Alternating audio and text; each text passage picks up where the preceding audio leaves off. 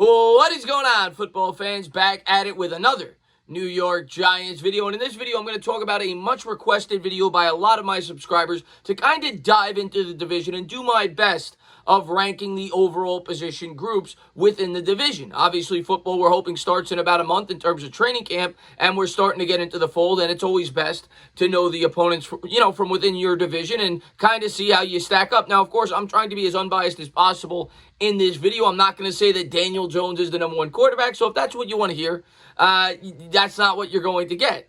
And that is what we will start with, the quarterback position. And to me, it's clearly obvious who the two are just for experience alone. Carson Wentz obviously was an MVP a couple of years ago before he went down, was the best quarterback in the league. And when he's healthy, he's one of the top 6 or 7 most talented quarterbacks in the sport. So the number one quarterback, as far as I'm concerned, in this division is Carson Wentz. To see what he was able to do last year with all the wide receivers that went down and still lead that team to the playoffs and still have a very strong statistical season, I think Wentz is the guy. Now, of course, Carson Wentz has a very strong offensive line, and that certainly helps him, but he's very talented. He kind of reminds me, I always say it, of Aaron Rodgers light. Not as good. Aaron Rodgers is one of the most talented quarterbacks I've ever seen, but he's that type of quarterback. He's got that rifle for an arm. He could extend plays, and he has a special arm talent, which is why the Eagles traded up to get him. So I have him at number 1. Number 2, pretty cut and dry for experience alone. As much as Giants fans, we like to hate on Dak Prescott, Dak Prescott is a proven winner. Now, we could argue till our faces turn red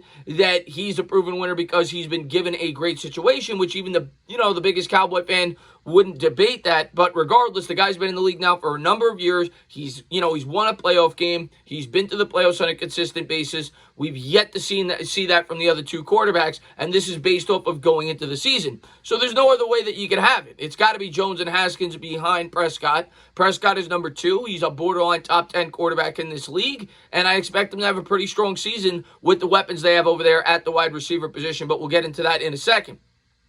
Number 3 is easy. Daniel Jones, and Redskins fans might debate that it could be Haskins. So far, Daniel Jones has been far and away a better quarterback than Dwayne Hoskins. And I know Haskins finished the year relatively strong, but overall, he had 7 touchdowns, 7 interceptions. I think you could question, at least in his rookie season, his work ethic. In terms of an arm talent, yeah, Dwayne Haskins has a very strong arm, but there's a lot more that goes into a quarterback than that. And Daniel Jones certainly has superior work ethic, at least to this point. He's more mobile. He's pretty accurate. He's able to throw under pressure.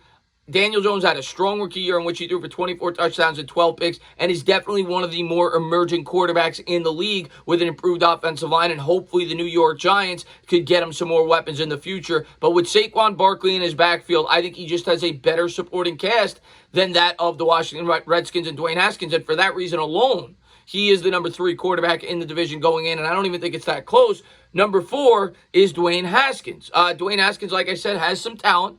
Don't love his supporting cast. Of course, he's got Terry McLaurin, who might be the best wide receiver in this division. I think he could have a really big year. But overall, his offensive line isn't that strong. Doesn't have a great running back. I love Daniel Jones' situation more, and DJ proved to be a better quarterback, at least so far to this point in their career. If you're being completely unbiased, Daniel Jones should be. He had a lot more experience. He played in a pro-style offense. Haskins only had 13 college starts, so we'll see how their careers progress as they go along. But going into the season, it's not close. I've got it Wentz, Prescott, Jones, and then Dwayne Haskins. That takes us to the running back position. And this division is stacked at a number of positions, and this is one of them. They really have a lot of really good running backs.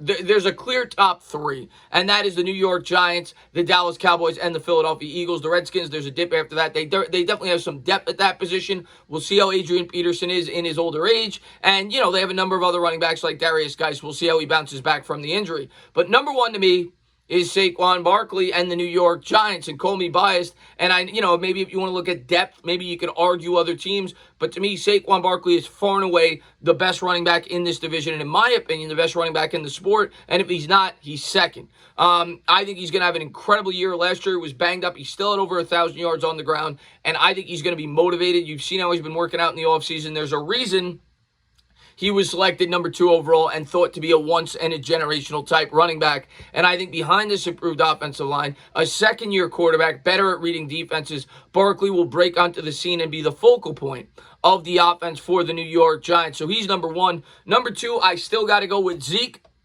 As much as I appreciate Myles Sanders and definitely think he's on the come up, he's nowhere near these top two, not yet. He's got a lot to prove before you approach Zeke territory. I think Ezekiel Elliott, if I'm not mistaken, has led the league in rushing since he's entered the league over that time span. He's a bell cow running back. He's a workhorse. He's still one of the top 5 or 6 running backs in the league. And behind the strong offensive line of Dallas, expect to see him get a lot of work. It'll be interesting to see, though, with all the weapons they have in the passing game, if Dallas reverts back to their old style of ground and pound, or they continue to do what they did last year, in which Dak Prescott nearly eclipsed 5,000 yards. But if it was me in Dallas, I build through the strong line. I run the ball with Zeke to set up efficient passing opportunities for Dak Prescott. But I got Zeke at 2. Number 3, like I said, fairly simple there with Myles Sanders. Sanders had a really strong year last year where I think he probably had about 1,400 or so scrimmage yards. A big play running back coming out of Penn State, the same school that produced Saquon Barkley. And yeah, he's definitely got a lot of potential. He could be a breakout candidate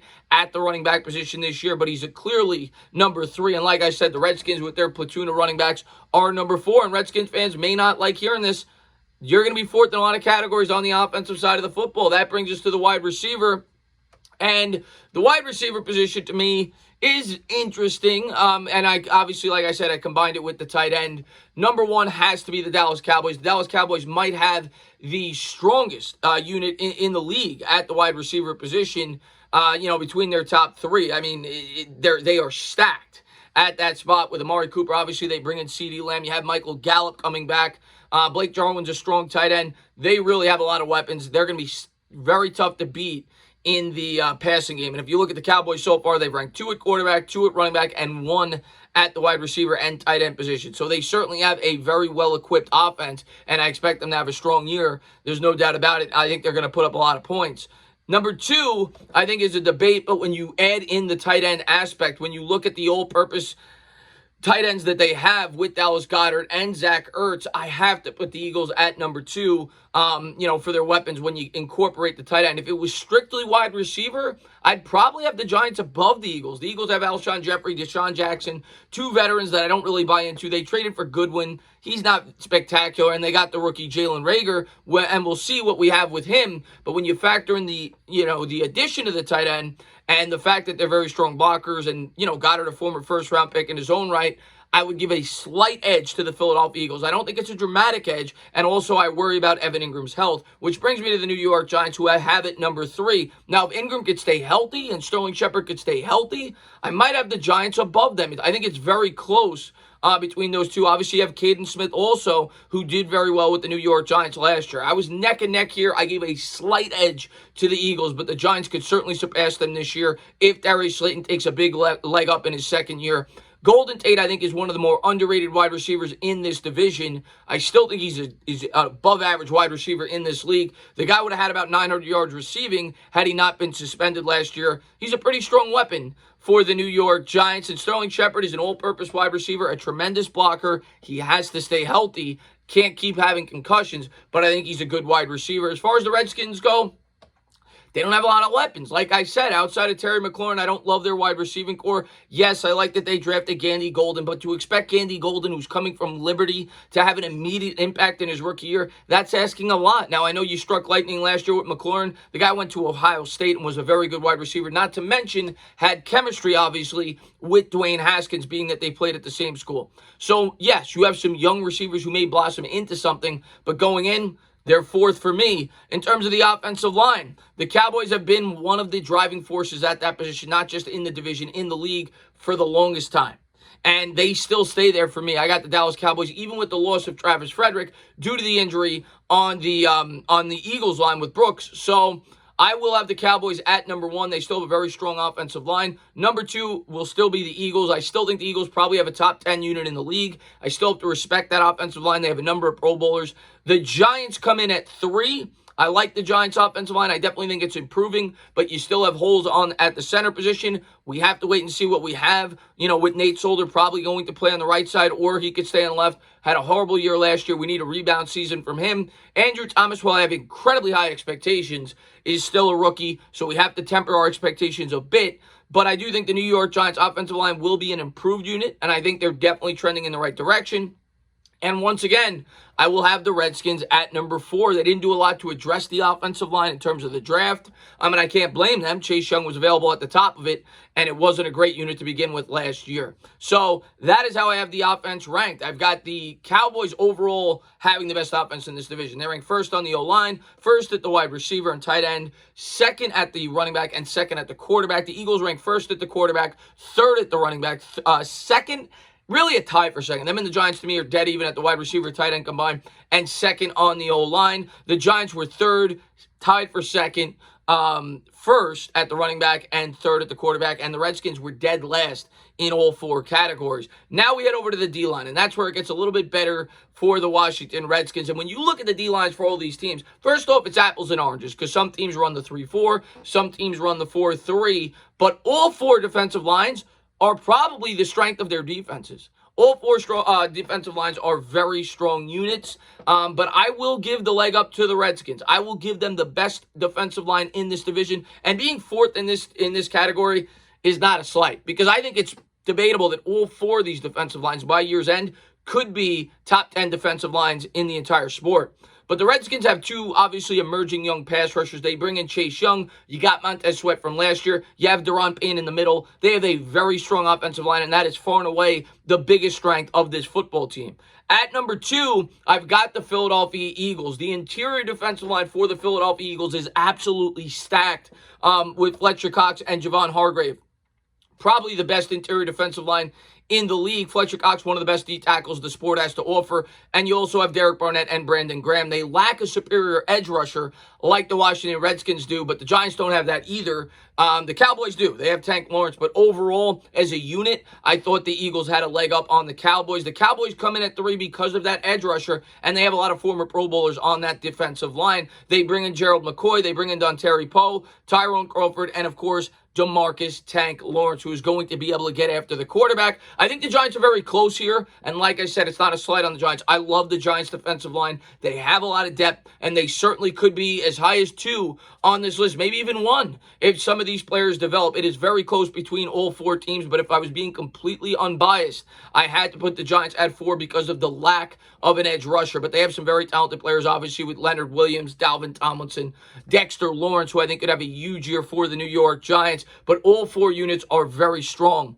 The linebacker position, I have 3 teams tied after the first. The Cowboys are far and away the best linebacking group. It is not even close. They have one of the best linebacking groups in the entire sport with Jalen Smith, Sean Lee, and Leighton Vander Esch. The Giants could easily be second. That's how poor the linebacking groups are for the Redskins and the Eagles, because we all know as Giants fans, it's a big weakness of ours, but it's also a big weakness of both of those teams as well. They have injury-prone players. They don't have a lot of proven commodities, and it's the same thing with the Giants. Martinez may be the best linebacker outside of the Cowboys in this division. So it's a very poor positional group outside of the top team, that, of course, being the Dallas Cowboys. And then as far as the secondary goes, no team really has an elite secondary. I think the Giants have the secondary with the most potential, which is why I rank the Giants actually at number 1. I do like the Giants secondary. I think it could easily be the strength of this defense by year's end, and I think it's a strong unit with a lot of versatility, something that Joe Judge expresses. You look at all the investment that they've put into this secondary. Like I always say, they invested the first cornerback in last year's draft, the first safety in this year's draft, the first or second slot corner in this year's draft. They spent a ton of money on James Bradbury. They've got Julian Love, who proved to be a solid piece. And, of course, Darnay Holmes, a guy we're all really excited about. So I actually have the Giants at number 1 in the secondary. You could certainly argue the Eagles, who I have at number 2. And the Cowboys and Redskins are kind of neck and neck for me. But, yeah, so in terms of where the Giants ranked at the top, I have them as the best secondary in the division. Like I said, it's very close with the Eagles. And I have them as the best running back. And they're kind of middle of the pack in the other areas on the offense. The defense, we all know they're going to struggle at that linebacker position, but so will a lot of other teams in this division. And as far as the D-line goes, even though I think that's their deepest position, it is such a strong position group for every team in this division that they actually rank 4th, but it is a very strong 4th. So that's how I see it in the NFC East.